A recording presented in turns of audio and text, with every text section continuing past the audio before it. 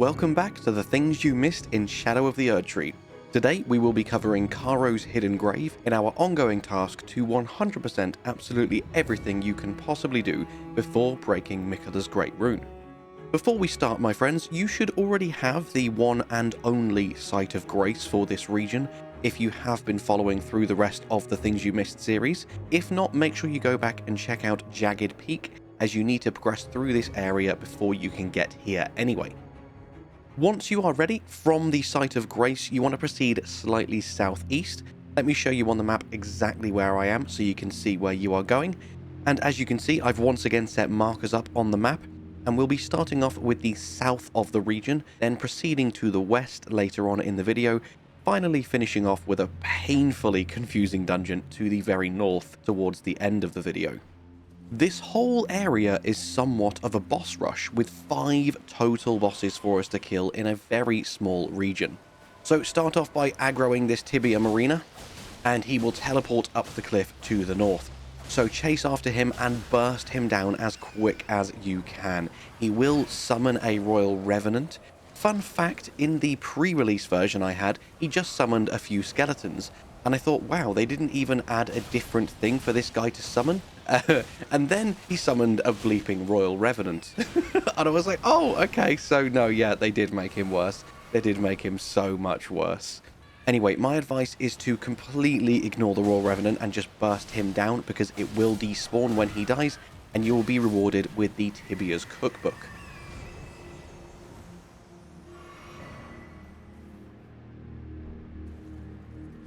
Once you've taken him out, you'll see there is an item to the bottom left there, but we'll go and grab that in just a second because it takes us down to a different region. So first, head southeast. I'm actually just going to stop by this cliff for a second. As you can see, there is a shack down there, which we will also be visiting at the end of the video. It's in a completely different region, but there is no good time to go and grab it, so we'll get it at the end of this video.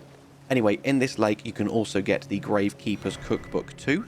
Now we're going to head west towards the other side of the cliff edge, and here you can finally drop down to the structure from last episode and get the Great Grave Glovewort. Now teleport back to the Site of Grace for this area. Then we are going to head directly east and then turn left to start proceeding up this cliff. At the top of the cliff is a giant statue of a gravebird surrounded by a bunch of actual gravebirds, and here you can loot the Rings of Spectral Light.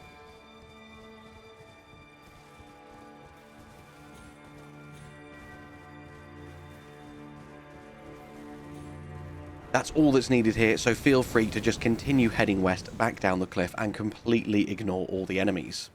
As we're heading down, you'll see a giant Miranda bloom off in the distance, and here you can loot the Greater Potentate's Cookbook 14.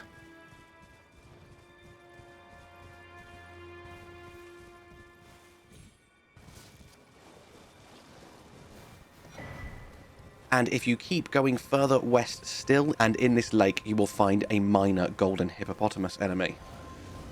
Even though he's not a main boss, his moveset still makes him just as irritating to fight as the main golden hippo boss, for certain builds anyway. I had a much harder time with this guy than I should have done. Considering my first playthrough, my Binky Bunk build absolutely wrecked these guys.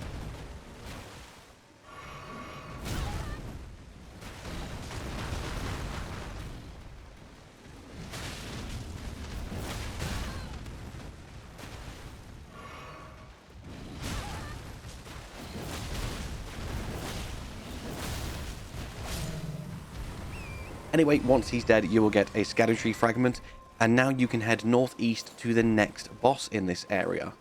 I hate Deathrite birds at the best of times, and this one is surrounded by loads of Gravebirds. So I do decide to call on the help of the Dung Eater, as Dungy is the best boy in the game.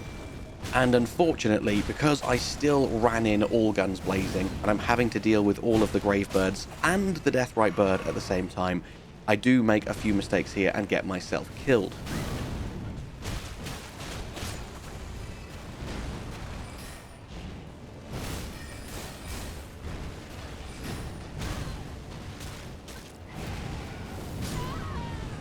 So let me show you a far easier and quicker way to get to this boss.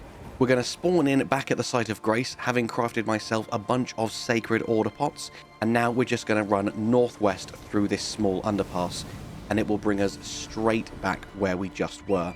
So don't worry if you die, the run back isn't as painful as this area first makes it seem. There are lots of intertwining regions like this one that all lead very gracefully back to the site of grace. So this time around, I'm going to do my best to clear up as many gravebirds as possible before he spawns in, so that this is more of a fair fight. And with the help of some well-timed Sacred Order pots dealing literally thousands of damage to him, he goes down without too much of a problem.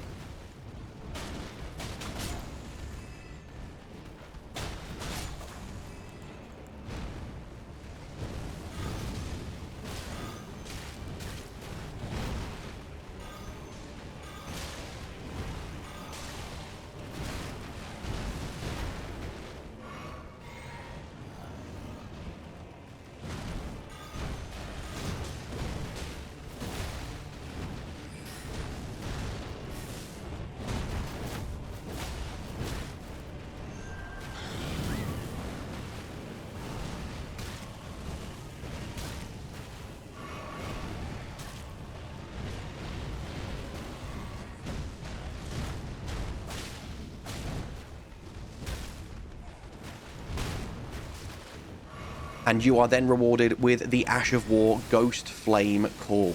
This is absolutely incredible because it means you can now apply the really powerful weapon skill Ghost Flame Ignition from the Death's Poker onto any weapon that will allow it. Incredibly good Ash of War, and genuinely one of my favourite additions to the DLC. This is absolutely huge that we now have this. Now that he's dead, we're going to carry on heading west, and be careful not to fall as you start heading towards the Furnace Golem.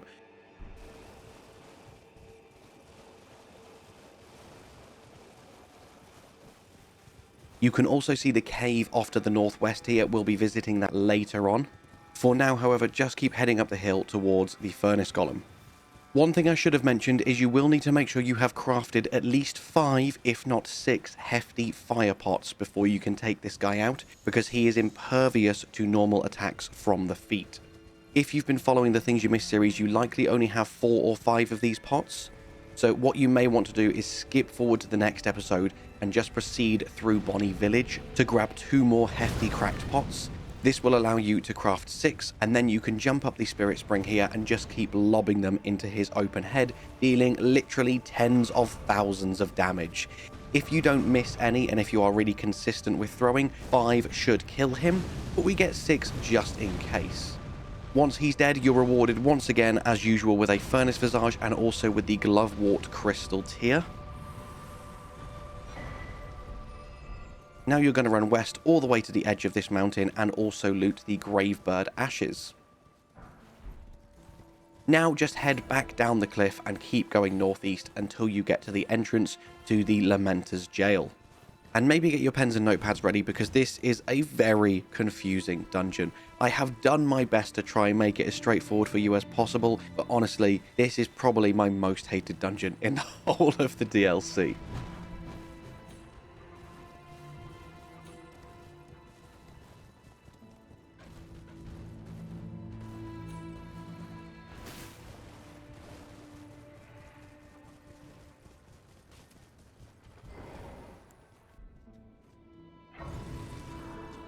The first thing you're going to do is just keep heading all the way down this first path, and at the end you will see a locked door. So head left through the hole and continue down this walkway.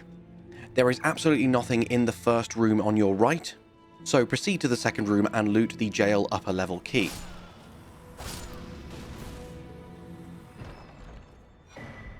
Now keep progressing down along this very narrow bridge. There's absolutely nothing in the next room bar a load of enemies.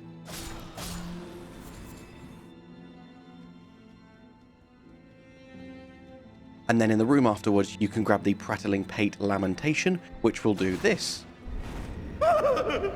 Lovely. Now you're going to head back the way you came, all the way to near the start, and open that locked gate.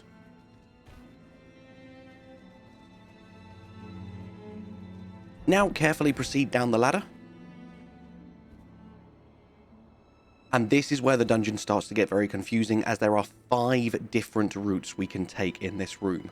You can pretty much complete this in any order, but I'll try and take you through in the most simple way to make sure you don't miss anything.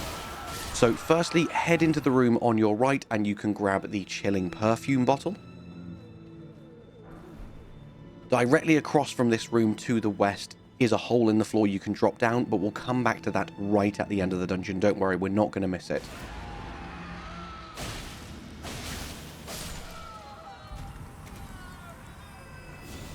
You can also go into this room at the end, but for now the door is locked, so we'll revisit this later. Be careful because there is more of the lamenting jar in it enemies as well, and they can be really, really powerful. For now, head back out of this room, turn right and open the door to this other room, then turn back and jump up these ledges.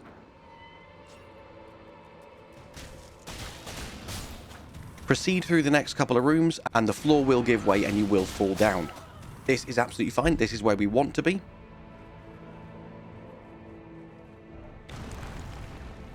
So defeat all the putrid corpse enemies and carry on heading forwards.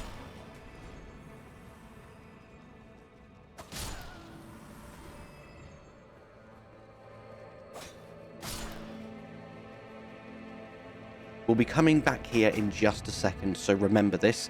Also in the room just next to it, you can loot a Call of Tibia consumable item. Now, once again, head up the first set of stairs and turn right. Be careful not to fall as you jump over the giant holes in the floor just here. So once you've carefully jumped over the gap, you can now drop down into a room full of jar enemies. There's only 2 things in here that we want, so you don't even have to go around killing all the jars if you don't want to. The first thing in the very south of the room, you can open this chest. And here you can get the jail lower level key, so we now have both keys needed to fully explore this dungeon. You can also grab these living jar shards if you wish. And then once you've finished fighting all the jars, the other important item to get is right on the top of this giant pile of corpses. In the middle here, you can loot another hefty cracked pot.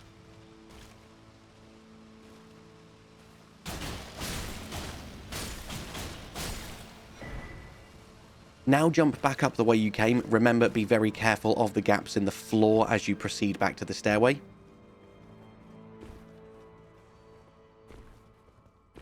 And now head south back down the stairs and you can open the previously locked door that was hidden by the illusionary wall. In this room you can loot both a Shadow Realm Rune 4 and more importantly a brand new type of torch, the Lamenting Visage. Now turn around and head back to the stairs once more. This time we're going to head to the very top of the stairs, and dropping down here will lead us into the room that previously had the locked door. You can now use the lower level key to unlock this door, and head down the ladder towards the boss. This is a very unique boss, and one I found really, really fun. There's not much you need to do here. It should be very, very easy for the majority of players. The only thing to note is at around 80% health and 30% health, he will go invisible, and when he reappears, there'll be about 10 of him. All but one of them will die in 1 or 2 hits. They don't affect his health bar, unfortunately, so if you do happen to find the real one first, feel free to just nuke him down and ignore all their attacks, or if you want to play it safe, you can run around taking out all of the clones first. And I've got both examples here for you. During his first phase, as you can see, I took out all of the clones. And during the second phase, I find him pretty quickly and I just nuke him down immediately.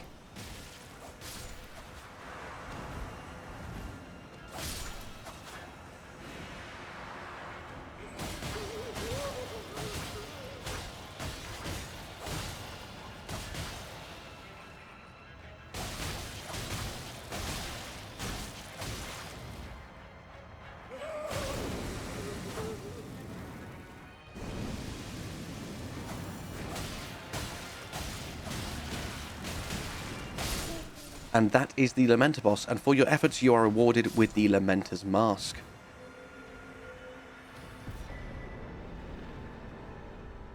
Now teleport back to the entrance, as there is one more thing to do in this dungeon before we leave.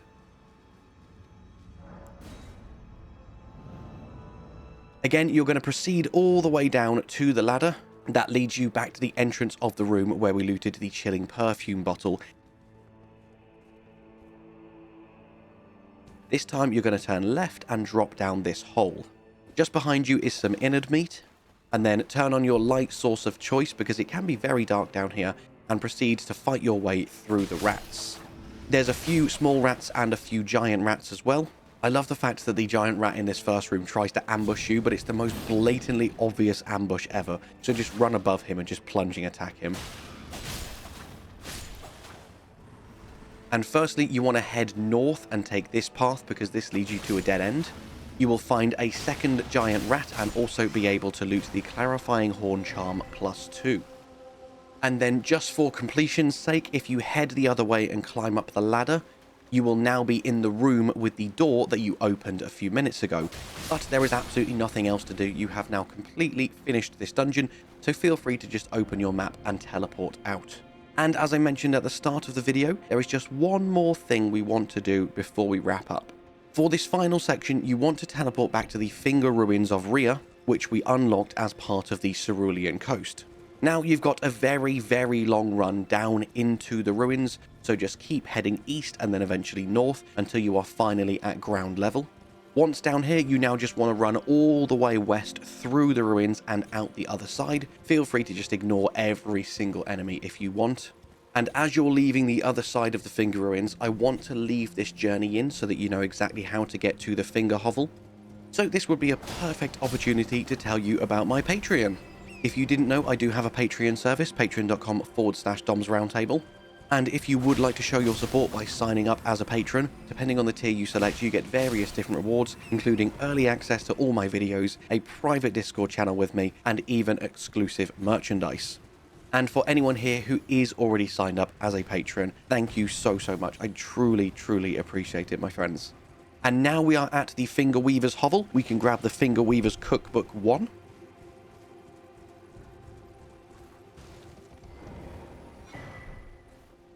And also get a little bit of lore from this creepy old dude here. And with that, my friends, we have now completed Charo's Hidden Grave. So, all that's left for me to say is thank you so much for watching. I hope you have an amazing day, and I'll see you in the next one. Bye-bye.